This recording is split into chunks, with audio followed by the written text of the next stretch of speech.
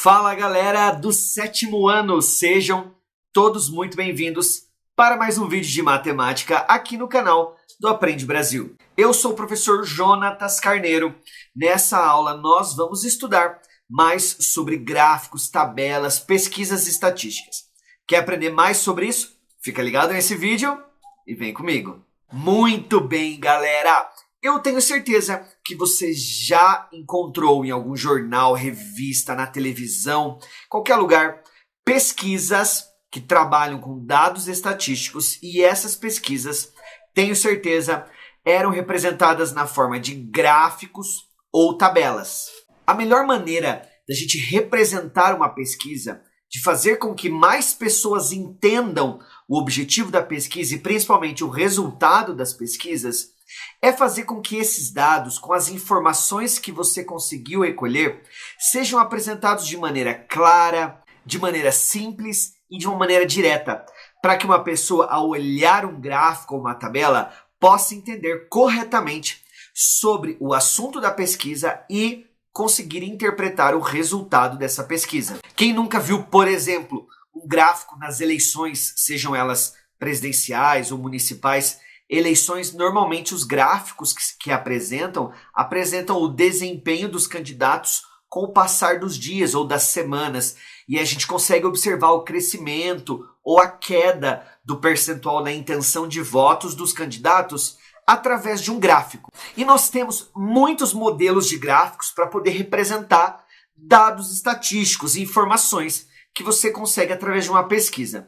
O primeiro exemplo que eu quero mostrar para vocês é este. São os gráficos de barras ou colunas. Gráficos de barras são bem simples, são bem diretos, precisam, galera, assim como todos, terem um título, ok? E, galera, uma coisa muito importante, seja no gráfico de barras, como esse primeiro, ou no de colunas, o que muda aqui é que nas colunas, né, essas barras estão na vertical. Mas, pessoal, o tamanho dessas barras ou das colunas precisa ser diretamente proporcional à informação que ele está sugerindo. Por exemplo, aqui nesse primeiro gráfico de barras, nós temos uma pesquisa sobre o interesse de algumas pessoas. Você pode encontrar mais informações sobre esses gráficos lá no seu material didático, no volume 4. Então aqui, o meio ambiente teve o maior percentual de resposta, 80%. Claro que ele precisa ter a maior barra, tudo bem? Política foi o assunto que gerou menos interesse. Então, 30%, a menor barra, repare, precisa ser menor do que a metade do meio ambiente, que seria 40%, né? Então, o tamanho das barras aqui precisa ser diretamente proporcional ao valor que elas representam, tá? E aqui, por exemplo, nesse segundo gráfico, que é o gráfico de colunas, nós temos o gráfico separado ali, olha, 3 colunas para cada classe, né? Falando sobre o analfabetismo no Brasil, analisando 2016, 17, 18, né? Então aqui, olha como fica simples de analisar este gráfico. A gente consegue observar que de 2016 até 2018 houve uma queda, né? Em todas as faixas etárias de idade, observe, ó, 15 anos ou mais, 7,2%, 6,9%, baixou para 6,8% em 2018, assim como todas as faixas etárias. Então a gente consegue fazer essas leituras porque os gráficos estão simples, bem representados. Um outro modelo muito importante a ser estudado sobre gráficos são os gráficos de linha. Gráficos que representam, que nos ajudam a entender crescimentos ou decrescimentos de informações através de um determinado tempo.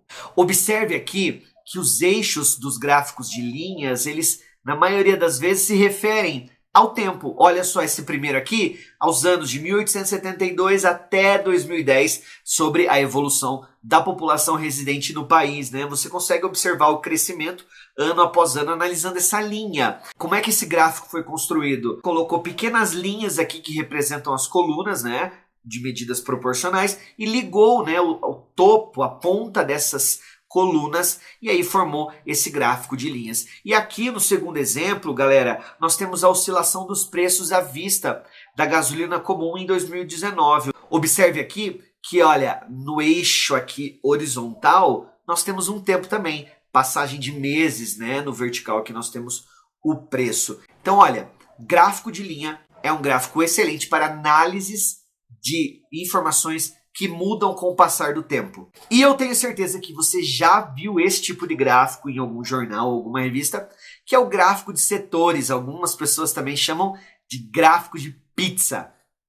O gráfico de setores é o gráfico ideal para que nós possamos representar a porcentagem, porque ele nos dá uma boa noção do que aquela porcentagem representa em relação ao todo, que é 100%, que seria o círculo completo. Então, quando nós analisamos um setor circular, nós conseguimos ver bem ali a porcentagem, o tamanho que ele representa. Observe neste primeiro sobre a distribuição dos municípios com iniciativas de coleta seletiva.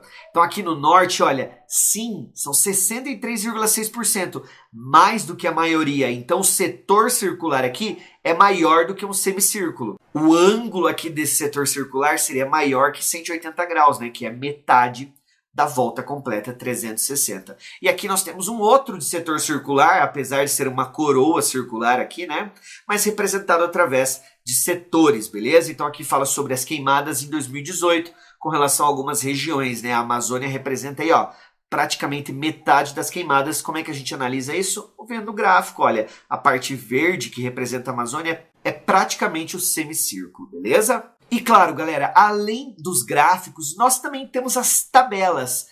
Tabelas nos ajudam a trabalhar principalmente com um número grande de dados, informações repetidas são mais fáceis de serem interpretadas em uma tabela. Então eu peguei um exemplo aqui, que está lá no seu livro didático, no volume 4, para que a gente represente essas informações em tabelas. Então vamos lá?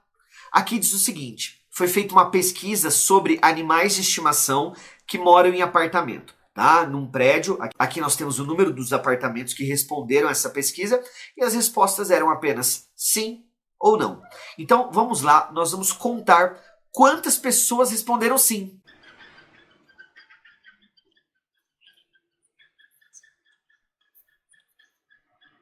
Foram 13 pessoas que responderam sim. 13 pessoas responderam sim a essa pesquisa. Já as pessoas que responderam não, vamos contar junto com o professor? 1, 2, 3, 4, 5, 6, 7. São 7 pessoas que responderam não, o que nos dá um total de 20 pessoas, ok? Olha como ficou mais fácil agora de interpretar. Será que a maioria das pessoas nesse prédio tem animal de estimação? Sim, 13, né? Dá para ver aqui pela quantidade de pessoas que responderam sim. Mais fácil do que interpretar toda essa tabela com os dados aqui sem nenhuma organização, sem nenhum tratamento. E na letra B, ele pede para que a gente represente a mesma tabela, mas agora em porcentagem. E aí, galera do 7º ano, vamos lá? Como é que a gente escreve esse 13 em uma porcentagem, sendo que o total é 20? Aqui você pode fazer de várias maneiras diferentes. Pode fazer a sua regra de 3 com 20 sendo 100%, ou simplesmente dividir a parcial pelo total, né? 13 por 20. 13 por 20 é 0,65 e 0,65 vezes 100, para que a gente escreva em porcentagem, 65%. E o 7? 7 sobre 20, 0,035 vezes 100 nos dará uma porcentagem de 35% num total de 100%. Outra maneira que eu posso representar essa pesquisa é na forma de porcentagem. Olha, 65% das pessoas que moram nesse prédio têm animais de estimação. Muito bem, galera. Agora que a gente já interpretou tabela, quero passar aqui para vocês algumas informações importantes sobre pesquisas. Existem algumas determinações que classificam a pesquisa de acordo com o tipo de pergunta ou de acordo com o público-alvo. Então a primeira classificação que eu quero passar para vocês é uma pesquisa censitária. Uma pesquisa censitária é feita com toda a população de um determinado grupo. Por exemplo, vou fazer uma pesquisa aí na sua escola. Para que ela seja uma pesquisa censitária, eu preciso ouvir todos os alunos da escola.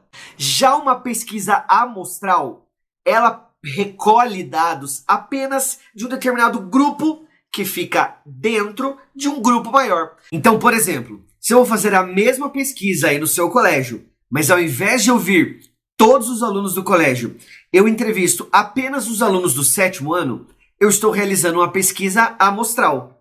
Então tá aqui a diferença entre pesquisa censitária e pesquisa amostral.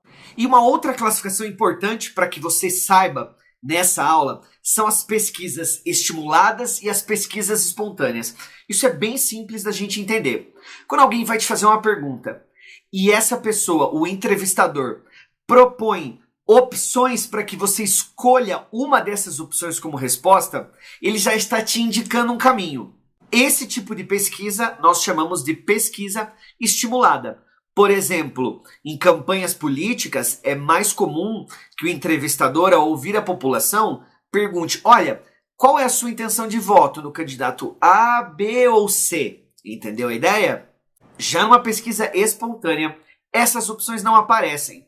A pessoa que vai responder é livre para responder o que ela quiser. Não tem uma pré-determinação de respostas, beleza?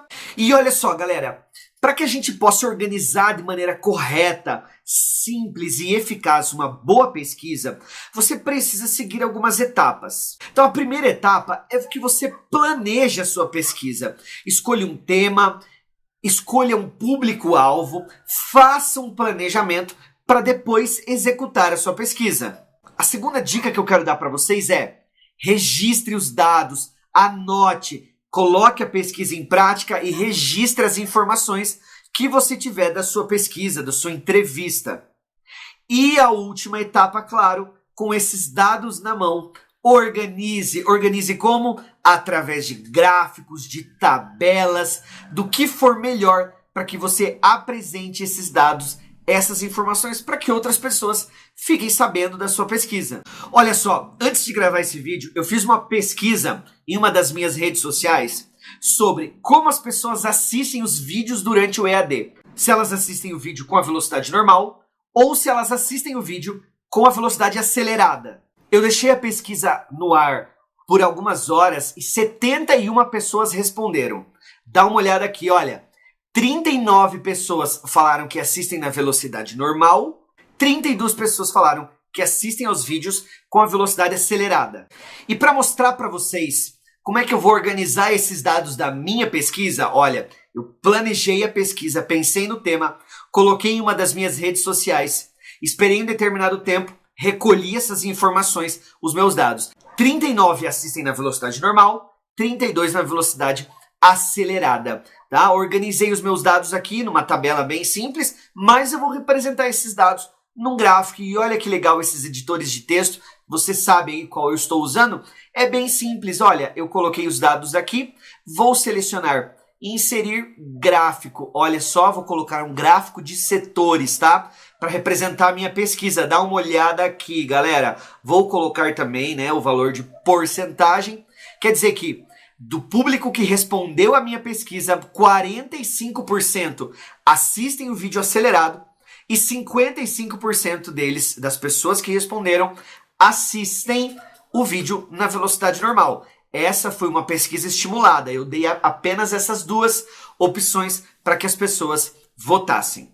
Muito bem, galera. Para a gente terminar então essa aula aqui para o 7º ano, vou deixar essa atividade número 8 que está lá no seu livro didático, no volume 4, beleza? Não deixe de tentar fazer e também estará aqui na descrição desse vídeo. Muito obrigado por assistirem até aqui. Eu espero que vocês tenham gostado do vídeo, gostado das explicações, dos exemplos de pesquisas que o professor Jonatas passou aqui. Volto na próxima aula para resolver a atividade. Um abraço para todo mundo.